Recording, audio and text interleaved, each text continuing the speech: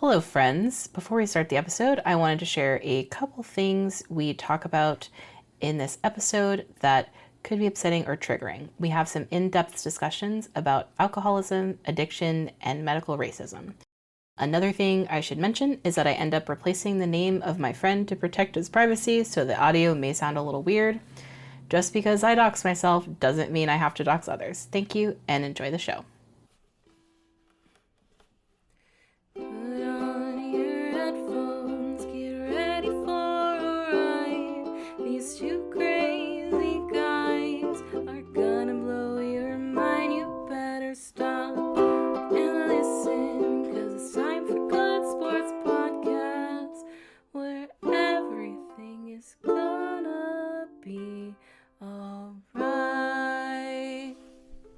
Welcome to Good Sports Podcast. Welcome to Good Sports Podcast, y'all. It's our first Zoom episode. Seth, we've done a Zoom episode before.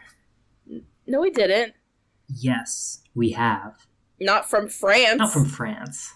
Oh, yeah. If you're wondering why our audio sounds different, it's because we've both moved. Both moves of equal magnitude and distance. Yes, 100%. I feel like as far as life impact, 100% equal. Yep. What time is it for you right now? Set the scene. 4:24. Oh, okay. I thought you were about to say AM, and I was like, Why did you suggest this time? No, fuck you no. Suggested Jesus. the time. Yeah, okay. That's honestly not even that bad of a difference. No, 6 hours is fine. Okay. You told me that you had some tea to share, and you never have tea to share, so I need to hear this. So, going back in time, before I moved even. To France. To France, yes. So I have this friend who I've been friends with for a really long time. And he and I got to know each other in high school through robotics. And at the time, neither of us were out as trans yet. Mm-hmm. He didn't even know he was trans yet. And if I had to describe our dynamic in high school, he had a huge crush on me and that I was the reason he knew I was a lesbian. And before he could say anything, I was like, I have something to tell you. I'm trans. Whoa. And he went, never mind, that's going into a box. So that happened when we were both in high school. Okay. And then I went off to college. I got into a relationship. He got into a high school relationship. He went off to college, got into a college relationship that he's still monogamous? in 4 years later. Well. Okay. Oh, fuck. Oh, my God. He just finished his undergrad, and he and his partner were like, now that we're both not dying to death constantly, we should maybe talk about polyamory.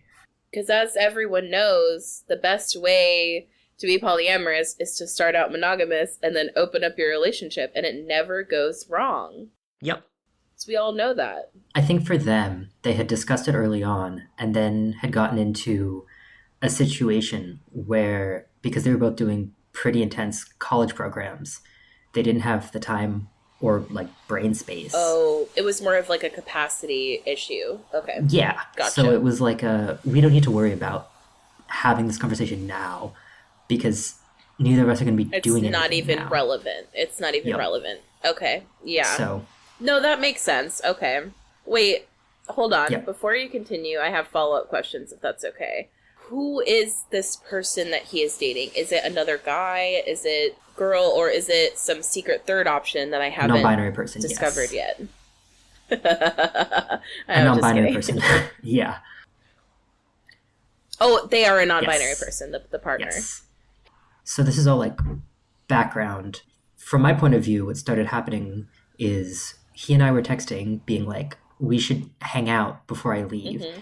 And he was like, just as an FYI, me and my partner finally had the polyamory conversation. Okay. So when are you free? So I was like... Wait, so is it a date or... Well, I asked no follow-up questions. Oh my God. No. What the fuck? And what I did instead was gave my list of availabilities, and while I was driving out there, called my partner. From Germany. Was like, from Germany. Okay. And I was like, here's what I'm going to do if it's a date. here's what I'm going to do if this happens. Here are my contingency plans. Yeah, you're totally mentally normal. That is a totally normal thing to do. I'm the normal one here because once I'm arrived, the thing that happens is like we go and we get dinner somewhere, whatever. And afterward, we're just watching Yuri on Ice, which I've never seen. Is that a movie? It's an anime. It's a gay ice skating anime. There's like oh my 12 God. episodes. This is a gay situation. Oh my God. I'm getting secondhand gay embarrassment right now. No, the craziest part is, so like each episode is 20 minutes. Every time an episode would end, he'd have to get up to set up the next episode. Each time one of us got up for any reason, we'd end up sitting a couple inches Oh my God. closer together. Okay, so you're inching closer. You haven't acknowledged that it's a date. Okay, keep going. We started on opposite ends of the couch, and it ended with him putting his head on my shoulder. And then I get in my car and I drive home. So it took him like 5 hours to work up to putting his head on your shoulder, is what I'm hearing. Yes. Okay. This is so gay. What the fuck? Meanwhile, I was like, Bro. I'm about to move to France. I have so many other things going on. Why did he wait until you were about to move to France? This is crazy. Many such questions. He came to our improv show. It explains so much now that I know the dynamic. Wait, there was one more thing that happened. There's a thing that happened in between there. Okay. He came over to finish Yuri on Ice, and after we finished it, I was like, we should probably have a conversation about everything. Yeah. The Yuri on Ice, the head on the shoulder, the gayness, like, come on. Yeah. Okay. What was the conversation like? Like, give me some details. I mean, the conversation was pretty boring because I was like, I'm moving, etc. How are you feeling about it? Like, your friend of many years kind of revealed that he's had a crush on you for a long time. Like, how does it feel? We've sort of never been non-monogamously partnered at the same time or like single at the same time. And so like after we initially talked about it as like, this was a thing that initially happened in high school. Ha ha. Isn't that weird? Isn't that funny? Haha, LOL. It was sort of taboo to discuss it further because of one or both of our monogamous commitments. I think it provides clarity and openness about. Yeah. Because now we can talk about stuff. And also it's sort of permission for both of us to be like, I haven't talked to you in 2 weeks, which if you're just friends is a fine thing to do, but you have to play it off differently. And being able to be more genuine and being like, I miss you, let's talk. So that's so interesting to me. So you feel like there's a level of intimacy that you can't have with friends that you can have with a more romantic connection or vulnerability? I don't think it's the level of vulnerability. I think it's the level of expectation. Mm-hmm. So I don't have an expectation, even for my very close friends, that if I say, hello, please talk to me right now if you're free, I would love to talk, that they would say, yeah, sure. Like they would make time for you, even if it was inconvenient. Even with your close friends. Wow, that's interesting. I do to a certain extent, but I don't in terms of the level of regularity. It's so interesting that you say that. I have been told that I have way too high expectations of people as friends. So that makes sense, because to me, I'm like, that's crazy. Like, if someone is my close friend and I am like, I need them, or I'm like, I expect them to like talk to me when I talk to them. And, it's led to me not having as many friends because I feel like the level of commitment that I demand is sometimes unreasonable for some people. I think like if I'm going through something, I have friends that I know I can contact and they'll be there for me. But I think it's like I'm not in constant communication of like, I'm bored on a Tuesday, spend time with me. I'm bored the next day, also spend time with me. Like, Okay. being a nuisance, I guess, is a lot more permitted in those more kind of romantic-y, amorphous-y relationships. Yeah. No, that makes sense because it's not like it's like you feel less like you're annoying them because they've already made it clear that they have a interest in you that goes beyond friendship. Yeah, exactly. You know? Yeah.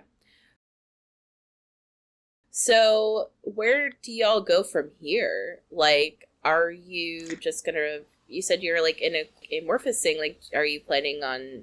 Is he gonna come visit you? Like, what is your That's thing? the plan. Is probably at some point he's going Oh to come my visit me. god, this is so exciting. Because I just get the impression from him that he's really a genuine and sweet and emotional person. Unlike Just me, from who's fake, a and liar, and fake, a liar, manipulative, narcissistic. Yeah, check, bitch. Like all of the loves above. putting people in uncomfortable situations so much he made a podcast about it. Mean streak. But I feel like your mean streak is one of the qualities that I admire about you. I was actually, speaking of your friends from high school. But yep. Oh yes, with shocking. You're not shocked to hear this. Absolutely not. Well, I think she has a thing. So okay, here's the thing. I don't know if I told you this whole story, but the day that we were supposed to go out on a date, it was like our improv show, which, first of all, is on my part kind of a fuck up because that's not really a romantic date location. But I was so overwhelmed and overscheduled that I was like, well, I'm already going to be here. Why don't you just show up? You know? And it was kind of shitty. And then Well, I mean, I already told her to show. It's exactly. So it's like barely even a date. I put in zero effort. She was going to be coming regardless. And I was just feeling really overextended and exhausted and not able to, like, plan anything. Because literally every single night I was doing something, like, that I had committed to, that I could not cancel. And then I don't know if you remember from that night, but, and this is on me because I failed to mention that I was trying to be on a date, but my ex was just there the whole time, hanging out with us. Yes, I do remember this. Just hanging out with us. I do remember this. So I felt like I had to leave because it was so awkward. And then I was like, that was like the worst date that I've ever subjected someone to. And I felt so bad. And I was like, I can't do this. So, and then I also was like, I think she's like 24. I feel like I was starting to feel that's 24. She's about to turn 25. It's a little outside my range. I recently found out that my girlfriend Eve is 25 when I thought she was 26, and I got a little freaked out. So I just feel like that might be too big of a difference for me. So I told her, I was like, let's just be friends. And I expected her to never speak to me again, which would have been fair because when you reject someone romantically or sexually or whatever, sometimes it hurts your feelings, and it would have been fair if she did not contact me again. But then we started texting, and I just feel like there was like such a vibe, and we were having like these amazing conversations, and like I guess I just keep being like surprised by her. Like she's not really like anyone that I have met before. This is very true. Extremely true. She's a very uncommon person. Like she seems normal, but then like you actually start talking to her and I'm very intrigued, is I guess it wasn't even really necessarily flirting. I just feel like we were having some really genuine connection moments, and I was like, wow, this person is really cool, really smart, seems genuinely kind. And we were kind of talking, and I was just saying how like I was feeling so overwhelmed with the moving process, and she was like, well, I'm literally not doing anything, why don't I like come help you, what can I help with? And I was like, oh wow, that's like a very generous offer from someone that I met twice, rejected once, was like maybe not the greatest too. So I was like, okay, damn. And she was like, yeah, I'll come like take apart your furniture and I have my own tools. And I was like, oh, you have your own tools? Okay, that's attractive. I don't know. We were like talking about sheep farming. Slay. The day comes and like, I'm gonna be honest with you, like, again, I don't really know this person that well, so I don't really expect her to show up. Okay. Like, I'm fully like, she's not coming. Like, I'll never see her again. Because, like, I've just learned over time that, like, 85 to 90% of people on this planet are just flaky as hell. Unless you're, like, related to them. True. So, like, when people say they're gonna do stuff, I just, like, assume they're not gonna do it. But she actually showed up.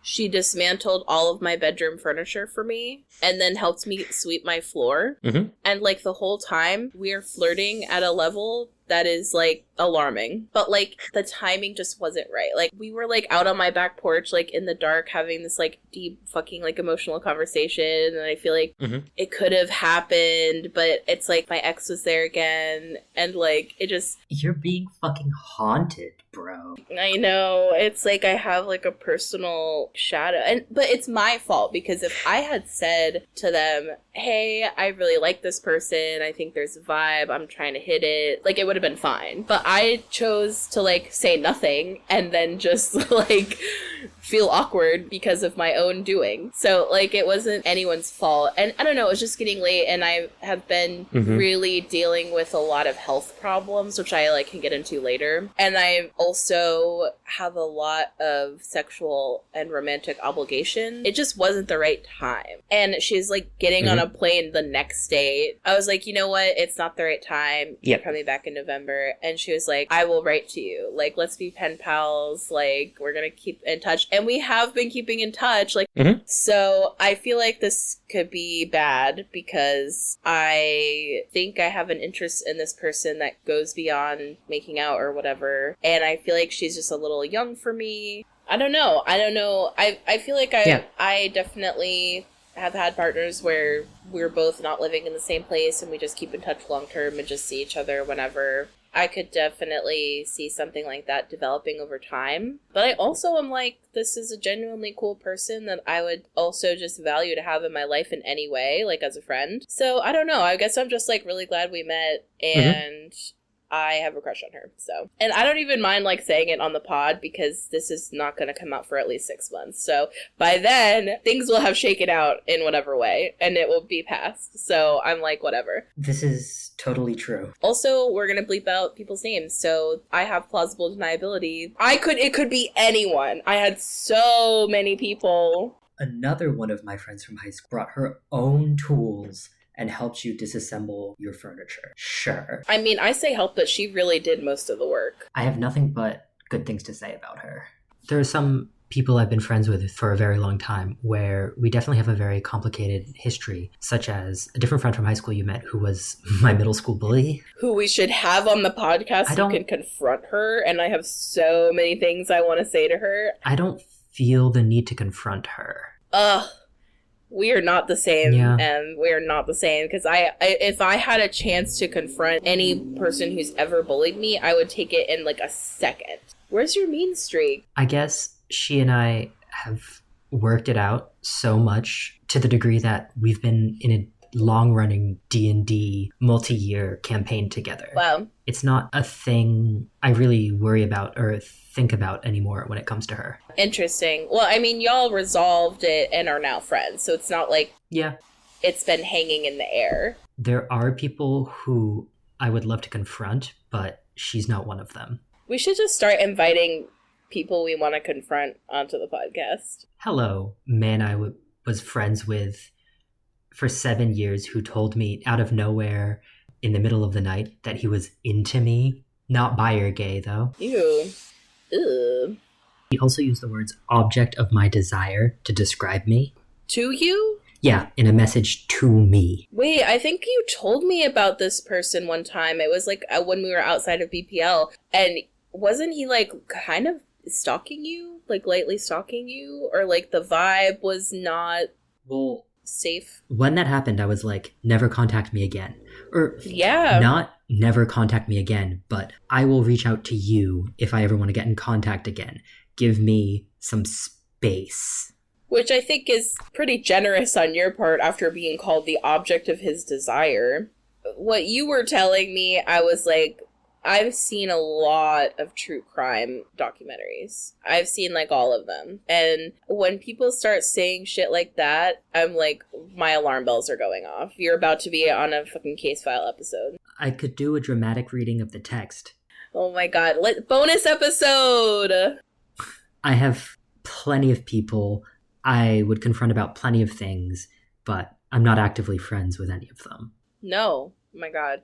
I have so many people I want to confront. It's crazy. I have like a list. And I'm like, do I actually want to confront them? I don't know. Also, I think being off of social media for a couple months now has like really been a turnaround for me. It does have negative side effects. Like I went to a comedy show the other night. I don't know if you're familiar with Josh Johnson. He's like on The Daily Show. He's a really very prolific comedian. Like he's releasing like full hour specials that are totally distinct multiple times a week for free on YouTube, which is crazy because I feel like you hear about comedians who like take years to like hone their 1 hour set. But no, he's basically doing like a new hour once, twice a week, which is insane. And he still flies back to film The Daily Show once a week as well. I don't know once a week, but it's called The Daily Show. So maybe he has to go every day. I don't know how that works.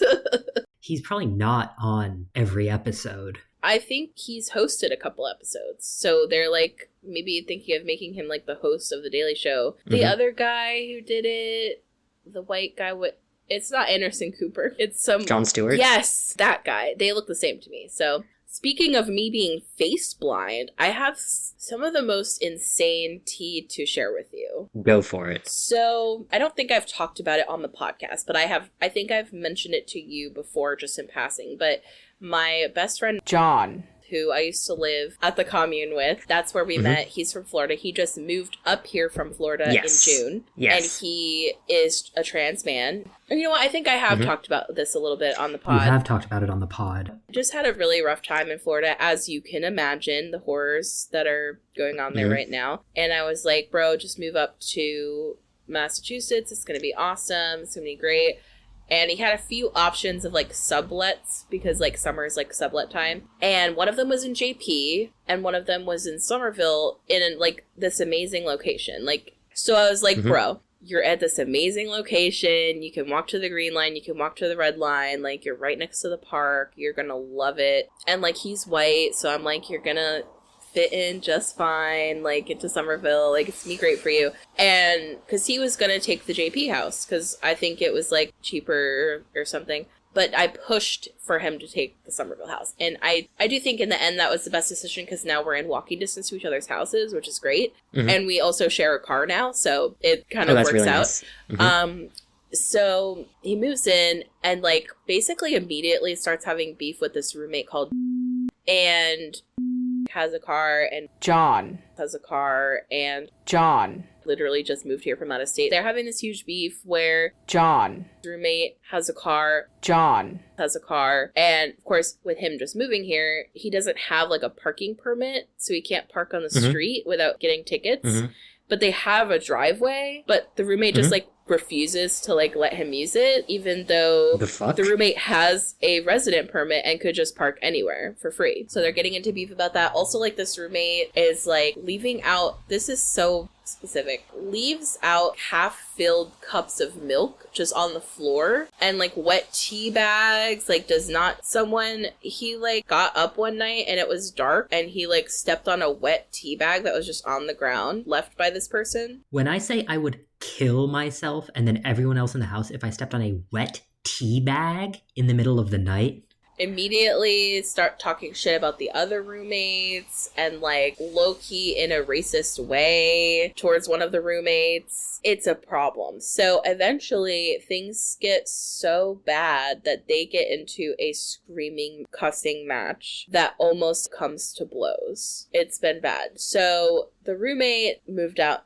in September. So this situation has passed now. God bless. That's not even the crazy part. So when John first moving in, I came in and I looked and I saw the roommate, and he was kind of staring at me and not saying anything, and I was like, okay, I already know there's beef here, so like you're being like a little bitch, like, so I go right up to him because that's just who I am as a person, and I say, hi, I'm Hayes, nice to meet you, I'm John, friend, helped him move up from Florida, like, it's good to meet you. And it's just awkward, and I just assume it's because they've been fighting about the parking space and the wet tea bags. Then I think right before I moved, so the roommate was about to move out, so this is months later, John was like, I think that is an alcoholic because I keep finding these specific beer cans in the trash can, and there's like literally 5 or 6 a day, and so I think like this might be part of the problem. And something in my mind was like,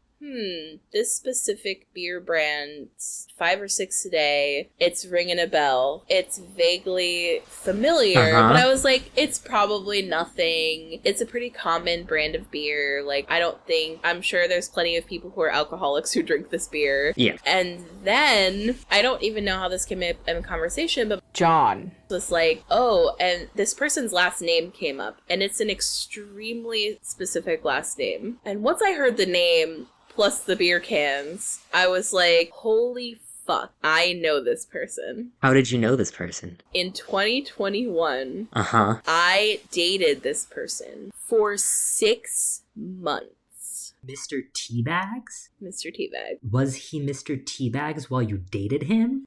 At the time, he was going by Mrs. Teabags. Understand. But here's the thing. I've had friends, like, who knew this person when I was dating him, and they're like, I can't believe you didn't recognize him because he looks the same, but, like, on T. And I felt so fucking bad because I was like, I walked into this person's house, and he looked at me and surely recognized me. I mean, I have a distinct vibe.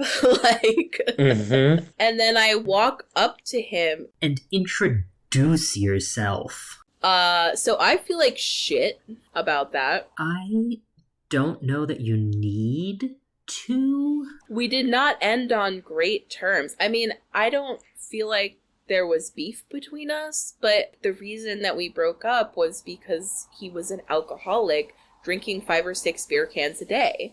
So, like, it just, we're not compatible. And, like, I confronted him at the time and was like, you're an alcoholic and you need help and I can't be with you, so I'm breaking up with you. And, like, I don't know if you know any alcoholics, but the number one thing that alcoholics hate to hear is that they're an alcoholic. Like, it's literally, like... And also, it's funny because at the time I was dating him back in 2021, 2022, he had all this, like, deep beef with his roommates, and at the time I was like, oh, you poor thing, your roommates are pieces of shit, and I'm sure you're not doing anything wrong, I'm sure it's just them. So then I come to find out that not only now is he an alcoholic, but he's also addicted to, drumroll please, ketamine.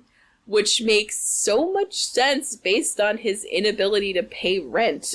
Yeah, that'll do it. Yeah, like, apparently he owed some rent to the landlord, and the landlord was messaging all of them, like, I need someone to pay this rent. I don't give a shit who it is, but you owe this. And this guy replied to the email being like, well, I'm going to Europe, the ketamine so I guy? won't be available. Bruh. Yes, the ketamine guy. And apparently the rent was... This part of the rent, like, it was like a deposit or something, was given to him like months ago, and he spent it, and that's why he doesn't have it. Not to be super judgy, but 5 or 6 beer cans a day is not how you want to be drinking if you are going to be drinking that much. Like, that's an expensive drink. And it's nice beer, too. And I'm not going to say the brand name because I don't want to further dox this person. But it's like a fancy beer. It's not like Bud Light. If you're on the 5 or 6 beers a day level and you care about your wallet at all, you need to be drinking like watered down Everclear. I feel like a lot of times, and this is my theory because I'm not an alcoholic, I've just unfortunately dated multiple of them. I feel like part of why some alcoholics only drink beer is because they somehow think it's not as bad as drinking liquor. Mm-hmm. And it's like, it's really a disease of denial more than other addictions even. It's just also really sad to me that in the 4 years since I've known this person, they have not gotten treatment. I mean, maybe they have gotten treatment and, like, it didn't work or anything, but it just doesn't seem like the people in their world are, like, holding them accountable. And I especially know that because apparently at one of the parties, many parties that he threw at this poor house that was already disgusting, there were multiple people there who were like, oh yeah, I'm his drug dealer. And I'm like, what the fuck? So this person that I've basically been talking shit about for, like, months, turns out I was inside him multiple times. Yeah. Balls deep. Wild. I wish I was not face blind, but I literally am. Like, I feel so bad. Like, obviously I can't help it, but I also wonder if it's related to my dyscalculia, because I've heard that sometimes they're correlated. It's very understudied. But speaking of my dyscalculia, not to, like, go on another tangent, but last night I was coming home from my friend's house and I was really tired and the tea was about to stop running, so I called an Uber for me and John. And she drops us off and I'm like, where the fuck are we? And we're looking around like, this doesn't look familiar, this is not my house, where did you bring us? And of course the person doesn't speak English, so I feel bad because I'm, like, not that proficient in speaking Spanish, but I can, like, understand it. So I kept trying to be like, no, I can understand you, I just can't speak. And she was, like, showing me the address. I had transposed the numbers of my fucking address, and we're just at some random address. So you were just, like, up the street? Because I've done that, but I was just, like, up the street, half block away. So, not to dox myself, but I live on a road called... And I don't know if you are aware. It's forever long. It is long. It's really long, and there's also, like, 50 different... So we were not in walking distance to my house. So if we were in walking distance, I would have just said, oh my God, don't worry, I'm just going to walk home. It was, like, almost 2 miles away, and it's, like, almost midnight. So I'm like, I'm not walking. And I can't walk 2 miles because of my arthritis anyways. Right. So we managed to, like, communicate somehow, and she, like, brings me to my house, does not charge me extra, so I gave her, like, a huge tip, but I felt so bad. There's just been multiple times recently where it has impacted social situations. So that's kind of what's been going on with me. Oh, is it okay if I talk about my health stuff? Go for it. Oh my God, I have so much to share. So, this is my piss jug. Okay. I'm gonna come up with a name. We're gonna be together for 24 hours. Every pee that I take has to go into this jug. The whole thing? Yes. Except for my morning pee, which I've already done. So this has nothing in it. That's so interesting. The upper limit on the amount they expect you to pee. Yeah, this is an audio-only podcast, but I am really bad at estimating, like, yeah, let me see. It has markings. Okay, 3,000 of whatever this is. It's probably a 3-liter I'm assuming jug. it's, like, milliliters. Which is crazy. Who is gonna pee this much in one day? This is an audio-only podcast, but I did raise my hand. Guilty! Okay, if that wasn't clear to everyone from Contest Clues, M just raised his hand. The person at the lab was like, listen, if you miss one pee, if you pee and it's not in this jug, it invalidates the whole test. He's like, you go to the market, take your jug. If you go down the street, take the jug, because you will have to do it over again. If you, like, you'll have to restart the whole process. I am not taking that jug fucking anywhere. Today is my piss jug day. I'm not going anywhere. I'm gonna put together my desk and, like, my little workstation, because, like, my furniture just arrived. I'm not going nowheres. I mean, I might go to this restaurant, like, down the street, but it's close enough that if I had to pee, I could walk back to my house. How long are you gonna have to keep your piss jug in the refrigerator? The other awkward thing is that it has to stay refrigerated. 24 hours. It's not that bad, but I do feel kind of bad. I was like, look, y'all, I'm going to try my best not to drip down the side of this. Like, I'm going to clean it off. Like, Don't just put your raw piss jug. no, oh my God, I wasn't going to do that. But I just feel like, look at this hole at the top. It's not large enough. It looks to be about 2 inches in diameter, 3 inches, maybe. I just feel like I don't have really good aim, and sometimes I forget to pee, and then I really have to pee. Like, I just feel stressed that I'm gonna, like, fuck up this pee test somehow. So, anyway, the reason why I have to do this pee test is... So, when is the last update that I gave you, health-wise? Like a while ago. I don't think you've mentioned super much. Yeah, I feel like I don't get into it that often, but I do feel like I need to speak on it on the pod and speak my truth. Because, and I don't want you to bleep this doctor's name when I get to him. I want to let people know, all of our 2 listeners of the podcast, that this doctor is extremely racist. Let's just put it this way. I have not experienced this level of overt racism since I lived in Florida. And I left there in 2018. And even then, it had been a while. Mm-hmm. It was almost like an old memory. But anyway, so the context is that I've been waiting 6 months for a rheumatology appointment. That is the time frame that they gave me. They did not give me any options. And for our listeners who may not know, I was diagnosed with arthritis. I think it's like polyarthritis or something, which basically affects multiple joints in my body, like not just one. Like it's both knees, it's both hips, and recently it's been my hands and fingers, which is really inconvenient when my job is on the computer and a lot of my hobbies are finger related. It's really inconvenient. Literally leading up to this appointment, I was making bucket list plans. I was like, I'm going to play basketball again. I'm about to move across the street from a basketball court. I'm going to go to the gym. I'm going to get jacked. I'm going to like do weightlifting. I'm going to get into wrestling. Like, I was like, I'm going to go hiking for like the first time in years. I was so excited to go hiking.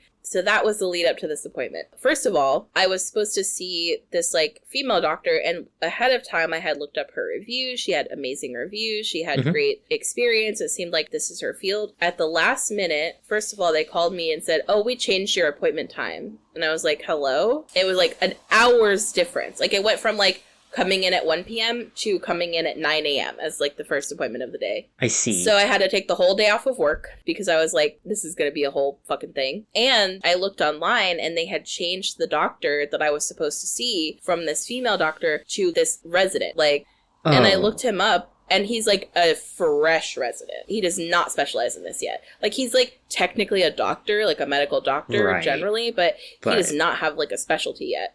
So already I'm feeling nervous because I'm like, that is something that I need to consent to, because I have been in pain every single day for 2.5 years, and I am now disabled when before I was like, maybe not a great athlete, but I was an athlete. Like I was on my college's weightlifting team and like involved with sports. I worked on a farm. Like I was a very physically active person, and now I have a disability. So like, I'm not your test case. I'm not your practice for fun. So, and part of the reason why my doctor had referred me to the rheumatologist is because I had consistently abnormal lab results showing consistently extremely high levels of inflammation in my body. And I tested positive for a marker for an autoimmune disorder.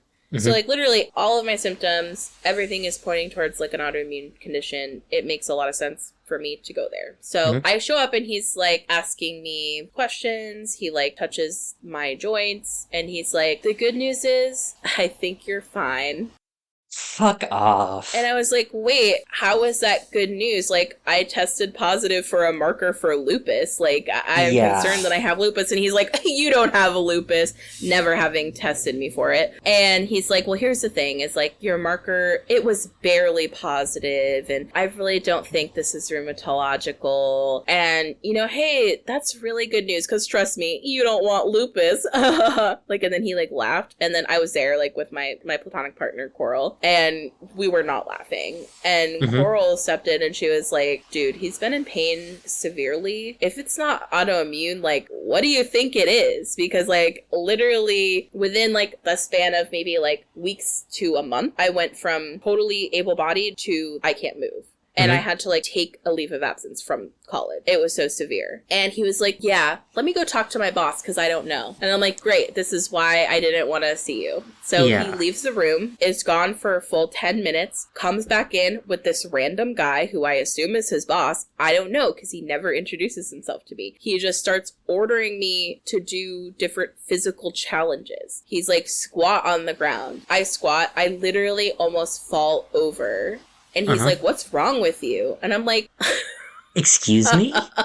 Are you kidding me? What's wrong with me? He's like, oh, does that hurt? And I'm like, yeah, I'm in joint pain 24 hours a day. It hurts, and it hurts more when you're making me do this. And he's like, oh, really? Where does it hurt? And I'm like, in my joints. Oh, which side? Both sides. Like, I almost fell over. And he's like, walk over there, put your leg up. And, like, I was able to walk, obviously, like, for the 4 steps that he told me to walk. And he's like, go on one leg, go on your tippy toes. And, like, I would say maybe about, like, 50 to 60 or even more. Like, there were a lot of things he asked me to do that I physically was not able to do. After the test, he's like, your test was normal. I was like, that feels wrong. Yeah. Since I wasn't physically able to do basic tasks. And he's like, listen, you're not truly crippled. And he used that word, by the way.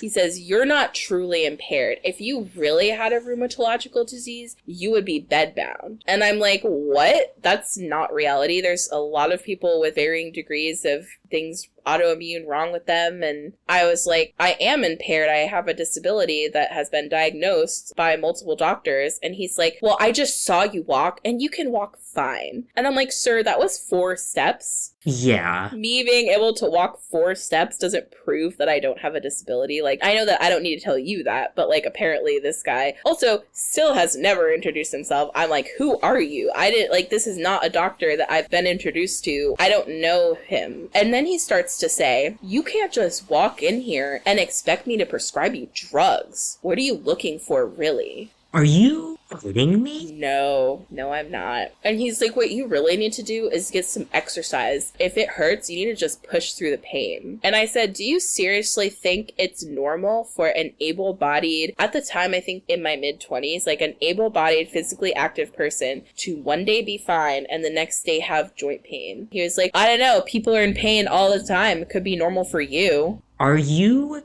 kidding me? No, I am not. I was like in a state, I left my body. Like, I was like, oh, yeah. This is like if you looked up in the dictionary medical racism, it would be there. And I know for a fact doctors are taught like about this and it's illegal. So, and he was like, there's nothing wrong with you. You don't need any further testing. And I just kind of sometimes do this thing where I just like keep repeating myself to people until they give in. And I don't use this power often, but this time I was like, you need to do more testing. I need a test. I demand a test. I will not leave here without more testing. And he was like, fine. And he left. Again, still has never told me his name. So after he left, by the way, the resident guy, he was sitting there the whole time saying nothing. I'm so glad Coral was with me as a witness because I truly don't think that people would believe me if I were just on my own. Like, I truly don't think that without my white partner there, I would be believed. So I burst into fucking tears. And I'm like, I can't believe I was treated this way. This is fucked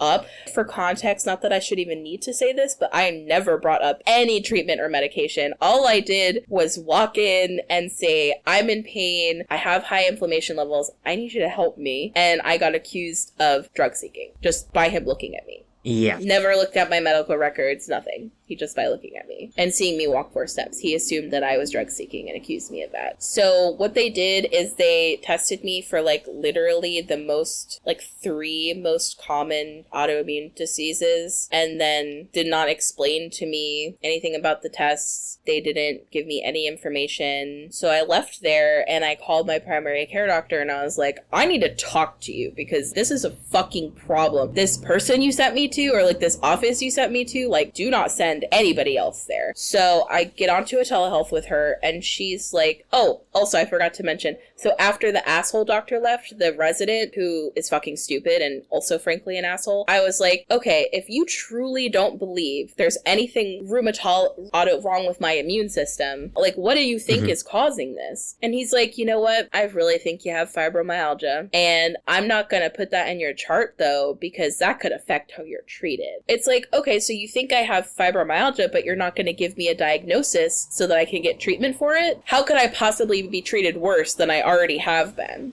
Yeah. What the fuck? So I go to my PCP and I explain the situation. I like write out this whole letter right after the appointment while everything was fresh in my mind. I had Coral look at it. That's my partner. And like, you know, does this match your recollection? Did I miss anything? And I share it with my doctor. She gets onto the Zoom call with me and she's fucking livid. She's like, I will never be sending anyone to that hospital system again. By the way, it was Beth Israel, Leahy Health Rheumatology. What is your facial expression?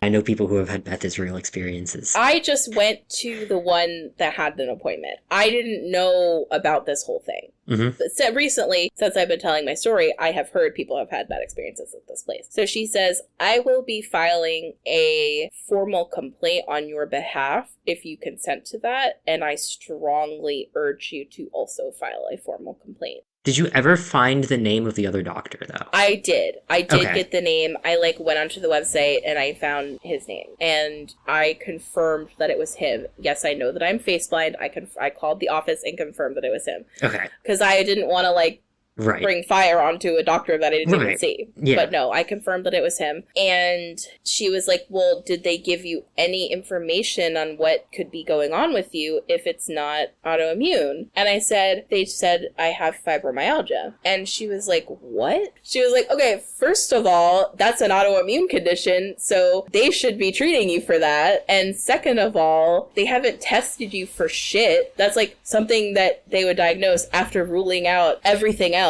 Third of all, you don't even meet any of the diagnostic criteria for fibromyalgia. Slay. And I was like, well, what is the diagnostic criteria? And she's like, well, you need to have sleep disturbance, insomnia, which I don't have. You usually have gastrointestinal issues, which I don't have. And you have widespread nerve pain, which I don't have. I have joint pain. Slay. So I submitted a formal complaint and I got a letter from Beth Israel that was like, we take your complaint very seriously. We have addressed the issue and taken actions. So rest assured, we have addressed your complaint.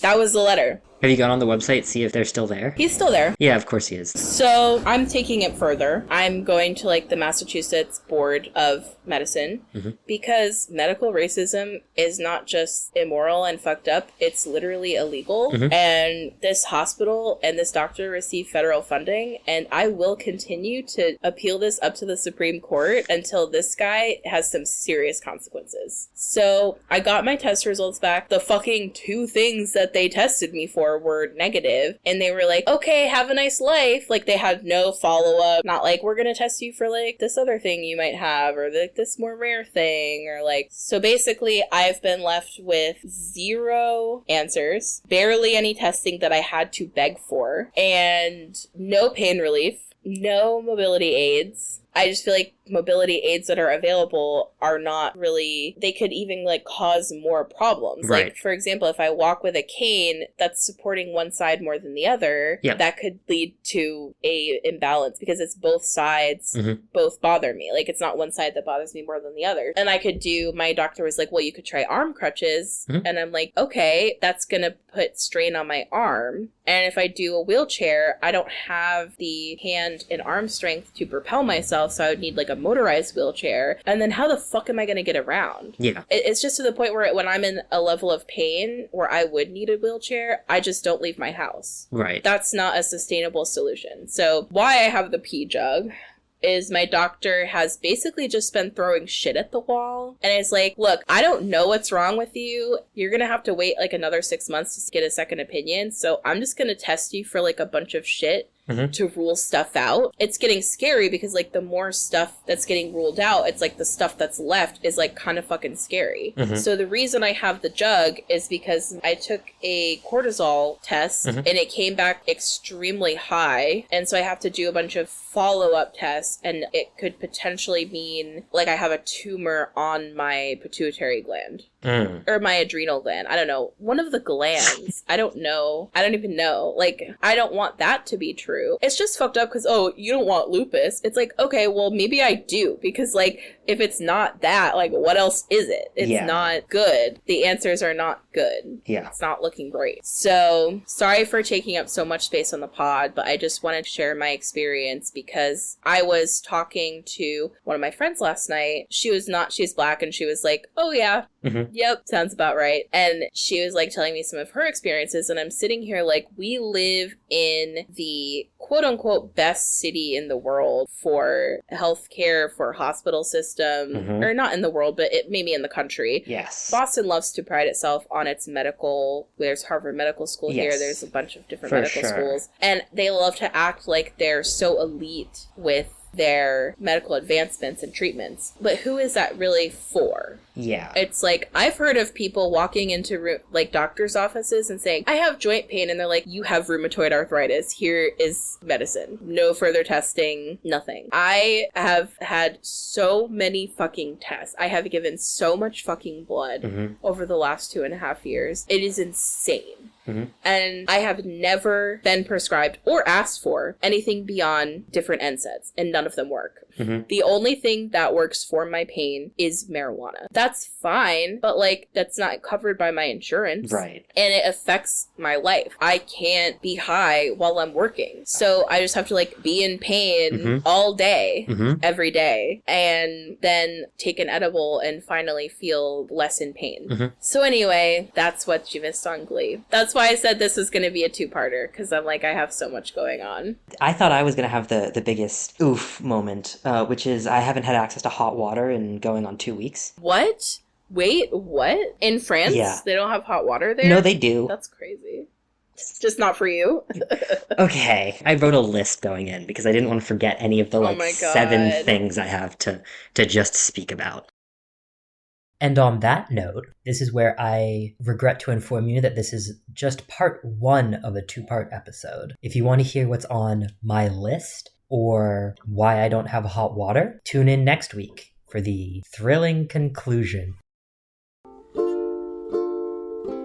Thank you for listening to Good Sports Podcast. I've been Hayes. And I've been Em, and this has continued to not be a sports podcast. Remember to follow us on Tumblr at goodsportspodcast.tumblr.com. Our asks are open, so drop your opinions, and you may be featured on a future episode.